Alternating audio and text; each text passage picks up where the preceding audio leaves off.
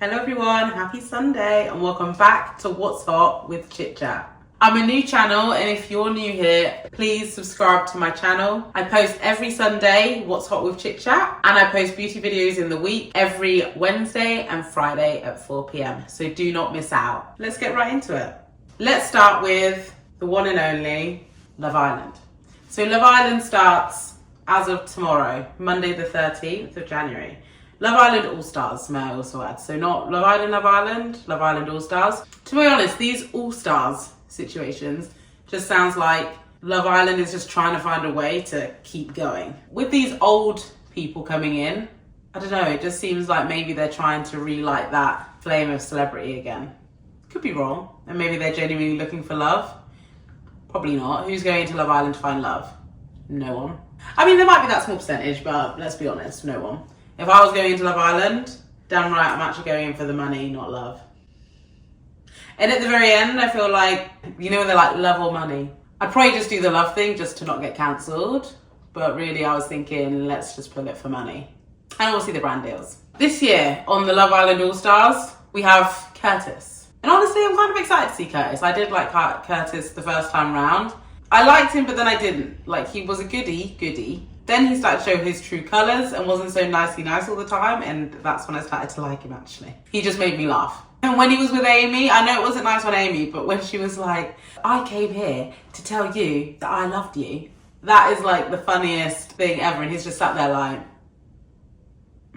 like no reaction, clearly doesn't care, and clearly just wanted to go with Maura. He wasn't my favourite, but he did make me laugh. Then we have Kaz. Kaz is looking cute these days with that little, you know, blonde situation going on. So I'm excited to see her in. I can't remember who she ended up with last time. I remember that whole situation when she was arrested in Dubai, which was a whole... I know that was a bit scarring for her and she had an awful time. There's videos of her talking about it on talk shows. If you're interested, I would suggest you go watch it on the backstory on that. But she's clearly back and she's clearly back with a bang. I feel like I didn't really watch the season with Kaz, which is why I can't... No, I did. Then we have Scott Thomas going in again. So he hasn't been in since years. I think he was in on one of the first seasons. He was on season 2. Because I've been watching Love Island since season 1. And to be honest, I have kind of stopped watching it. As I said, it's not as good as it used to be. I was actually watching Love Island because my mum was watching it. And it was really good. So Scott was in on the second season, I think it was. He was one of the favourites as well. He might have even made it to the final, but he didn't win. Then we also have Luca. I'm not a huge fan of Luca, to be honest with you. He's just a bit like... But he was saying as well that he wouldn't go on the show ever again, and here he is. Back on the show. Let's not all pretend that we're too good for it when, you know, that's where we came from. But he has been super quiet as well. Like, there's not really been much out there regarding him. Like, it's horrible to say, but maybe to, like, re-spike his career. But he definitely thought he was, like, the it man when he was in the show last time, and that really proved not to be the case. India Reynolds. I actually love India. I remember last time, I think she was with... I think she ended up with Ovi. Don't quote me on that. But I do like India. She seems like a really nice girl. I follow her on Instagram. She's vegan. I like to see what she kind of eats and things like that. Like, I do like India. She's really nice. Nothing really else to say. I think she will actually maybe. I think her and Scott might be good together.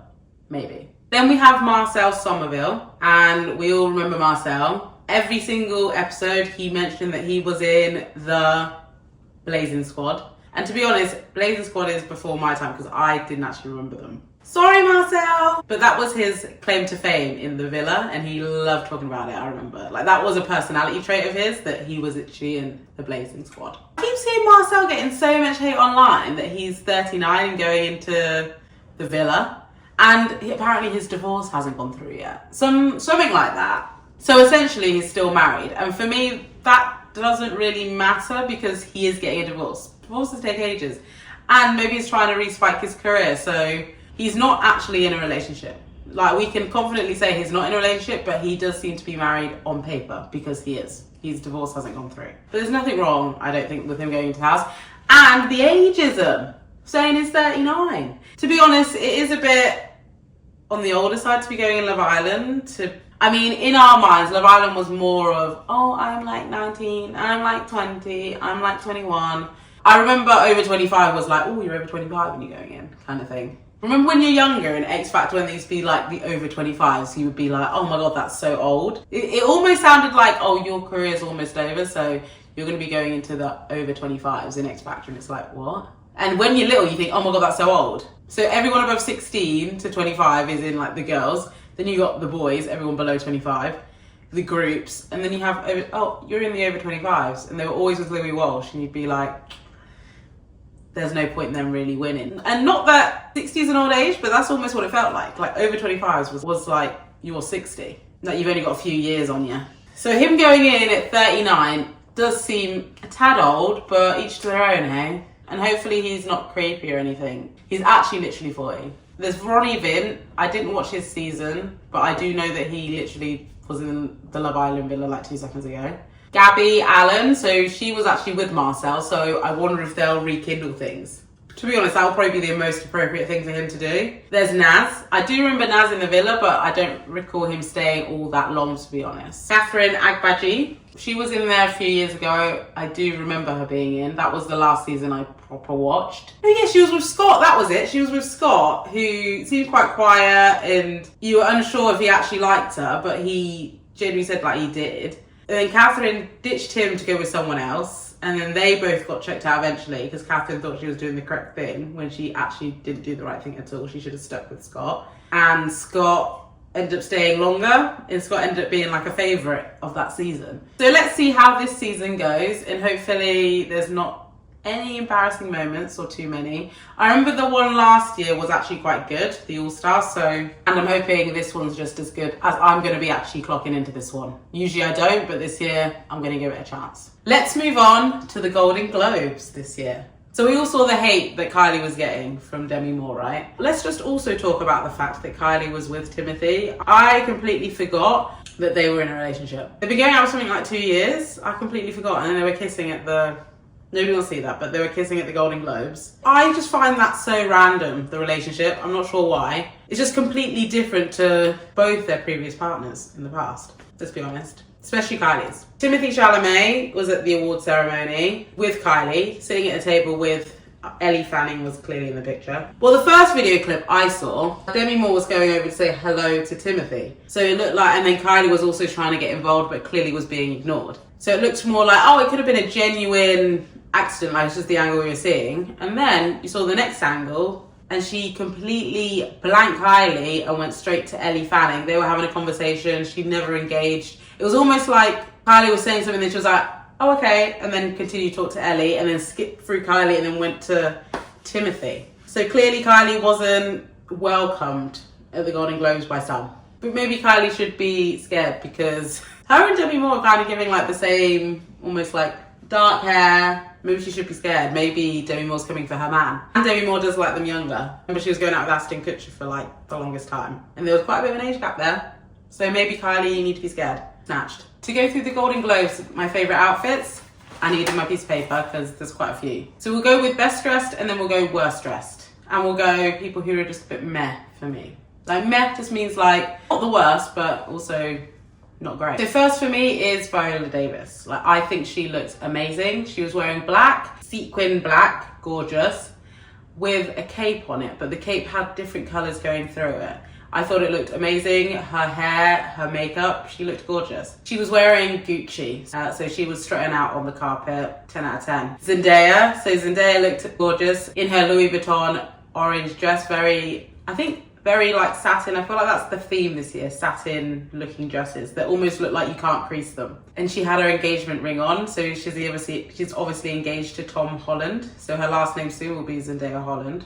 If they do that. Congrats to the two of them. In Zendaya, you looked fabulous. I didn't see Tom Holland there though, unless she wasn't taking pictures with him, not sure. She had that big ring on and she had that gorgeous dress on. She was giving old Hollywood and her hair was like a short style as well, curly, glam. Timmy Chalamet was in a suit with this tie, and his tie was a light pale blue, but it didn't just go down the middle, it was almost like a scarf. So it went across and down to the side slightly. So that was a Hader Ackman Tom Ford outfit and it looked really nice. It was super simple, but it hit all the right spots. And obviously Kylie wasn't by his side, so I assume she just let him walk the carpet on his own, which probably for the best. And he's kind of going for like this like piratey kind of look these days. I mean, hair wise and like moustache wise. I don't know if he's trying to get a beard or it's meant to be like that. I'm not sure, to be honest. But he looked good. Emma Stone, she had a new haircut, a short cut, so she's got very short hair. She might have had that style for a while, but this is the first time me even seeing it. And she had a stunning red dress on. She looked amazing. Very mature. She seems older now than she used to. So she seems very mature in that dress and just there to wow. This one people seem to be a bit like, oh, I hate it, or some people say they liked it, is Cynthia Erivo in Louis Vuitton. I actually really liked it.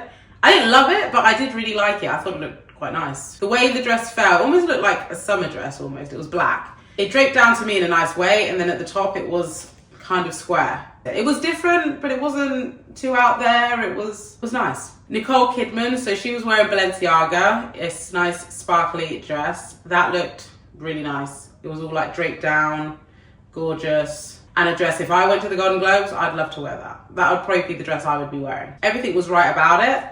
The only thing is Balenciaga this year, that is the only dress I liked, which I saw. The other Balenciaga dresses, for me, they were not nice at all. I think they're in my worst dressed. Selena Gomez, she was in Prada. She was giving that satiny look like Zendaya. She looked so mature, so lovely, very old Hollywood. Amazing. She had matching shoes, matching dress, matching everything. It was a light pale blue colour. Stun.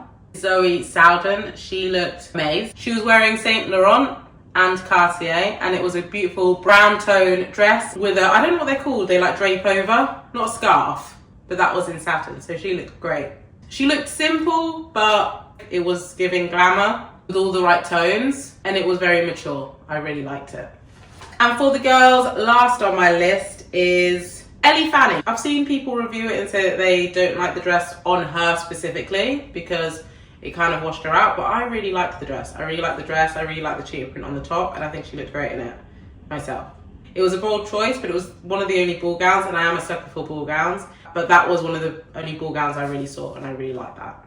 More on the men. So Jeff Goldman. So he was looking like literally the Wizard of Oz. He was wearing like a green blazer with sparkles on it. It was different. He was looking like, oh look, there's the Wizard of Oz. But I would have thought that the wizard was coming to get me if I had seen him. So he was looking cute. And like his creative self, I feel like his personality really shone through with that jacket on. Alton Manson was wearing Dolce & Gabbana. He looked stunned. He was looking very sexy with his strong, muscly arms in his like satin. It wasn't a suit at all. It was a top and some trousers. It was different to what everyone else was wearing, but he just looked so done up. Like he was the main character. And to be honest, I think he did achieve that for sure.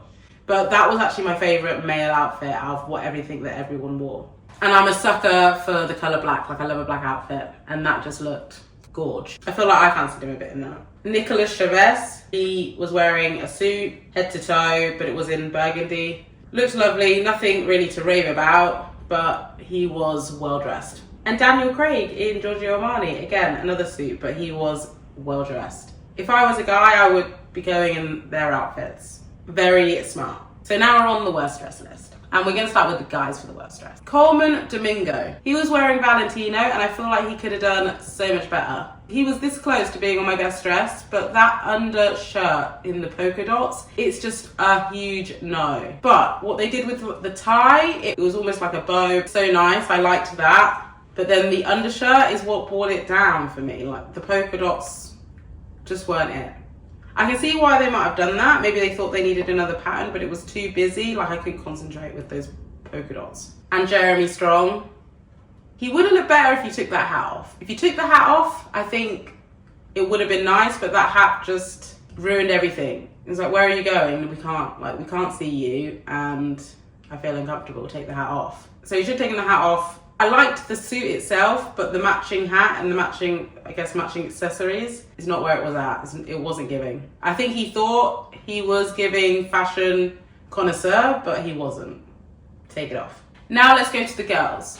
Remember earlier I said about Nicole Kidman wearing Balenciaga and that being the only dress I liked? Well, Coralie Fargate and Kerry Washington were both wearing Balenciaga, but it just wasn't nice at all. It was like that ruffled material. It just looked so stiff. It looked like I'm just wearing Balenciaga, so I can tell people I'm wearing Balenciaga. The colours, like Kerry Washington was wearing this bright pink with these black gloves. It almost looked like Marilyn Monroe when she sings Diamonds Are Her Best Friend, but it wasn't that at all. So for me, I'm sorry, Balenciaga or the actors themselves, but no. Jessica Gunning, I'm so sorry, but I didn't like what you were wearing. That like almost crushed velvet looking dress, I just really didn't like it. She looked cute though. The whole cast of Baby Reindeer was there. I feel so happy for them that they're even at the Golden Globes.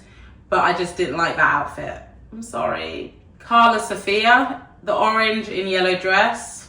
Saint Laurent, you didn't pull out the bag. It almost just looked like a summer dress. It just looked like a material cotton dress, but it just to me seemed very boxy on her, and I didn't like the neckline very much on her herself. Her makeup looked amazing, but the dress just wasn't it, and maybe it was the colours as well. Maybe they weren't the colours that complement her the best. And lastly, for the worst dress is Ariana. Didn't like what you were wearing. She was wearing vintage Givenchy. And for me, it wasn't even really the dress. It was more the combination of the dress, the hair, and her. That dress and her, it just really washed her out, those pale colours. I know she's kind of going for that Glinda vibe. She's basically become Glinda herself, or she thinks she is Glinda. So she's still going for that colour scheme, but I don't think it complements her all that well. And her hair isn't blonde anymore. I'm not sure if it's meant to be blonde or she's going for a darker blonde, but it's almost like an orangey shade. It looks like it might have some highlights in. It's not the best look on her. She needs to either go blonde and stick to the blonde proper, or she just needs to go back brown. But this weird in-between colour, it doesn't look good for me. So I didn't like Ariana Grande's look, and I didn't like the dress on her. Even the way the dress fitted as well. It just aged her completely. And now I finished the worst dress, I'm just gonna talk about my two meh dressed up. Like there's nothing really to talk about. It wasn't the worst dress, but it wasn't that fab either. So Zoe Kravitz, her dress, it was giving O'Polly. O'Polly came out with a collection where they had the dresses where they would come over the top here with a heart neckline. Then you'd have a sash going round and then a bow at the back. That's what it looks like. It's a nice dress, but it just very much looks like it could be O'Polly, even though it was Saint Laurent. And Pamela Anderson, she was wearing a black dress. She looked actually very nice to me, but I know she's doing this no makeup and nobody needs to feel pressured to wear makeup or that, but I feel like it needed makeup. I feel like the dress needed makeup because it was black. There was nothing going on with the dress. It was a nice black dress. She had a bit like minimal jewelry on. She had her hair down, it was blonde, but yeah, it needed to give me something else. There was something missing, and I feel like the glamour was missing. And I know she's on this journey with the no makeup, but sometimes we need it. We don't need to be so strong with it. There was that element from her outfit and her look that was missing for me. And that, I feel, was the makeup aspect. Okay, so let's move on. Who's seen the new Squid Game? I don't want to give any spoilers away, but I preferred this season, season 2 to season 1. And it was more based on the thought of knowing that this is wrong. However, some people also thinking that this is right. And this is what I'm going to do in the name of money. So it's one of those things that makes you think, what will people do for money and what will they not? And is it worth it? And to some it was, and it is. This Squid Game, there clearly is, if you haven't seen it already, there clearly is going to be a next season. Because the way that it ended, it was unfinished. Whereas when we saw season 1, at the end of it, clearly the season had finished. Like there was an end, but this one there's not been an end. I'm obviously not Korean. I'm not sure if you noticed. The guy that plays Thanos, I think his name is in it, he's like a Korean rapper, a South Korean rapper. His name's called T.O.P, T.O.P. That's his stage name. And he's been blacklisted in Korean entertainment from 2017 onwards because he was arrested for marijuana use, which is illegal in Korea. So this series is actually him trying to make a comeback to the industry, I think. Because he's friends with Lee Jun-jae and he's given him a chance to come back into the spotlight. However, for this Squid Game, he's not being paid anything. His payment is essentially him to get more opportunities from being in this series. because currently his career isn't going anywhere because he was blacklisted, and this is him trying to get back out there. Like, I always forget that different countries don't have the same celebrities. So obviously we didn't know who T.O.P was, as he's famous in Korea. Like, he's a proper famous person. But we don't know who that is, and they don't know people either, obviously. Very random. But then that also brings me to the film Better Man, which is about Robbie Williams.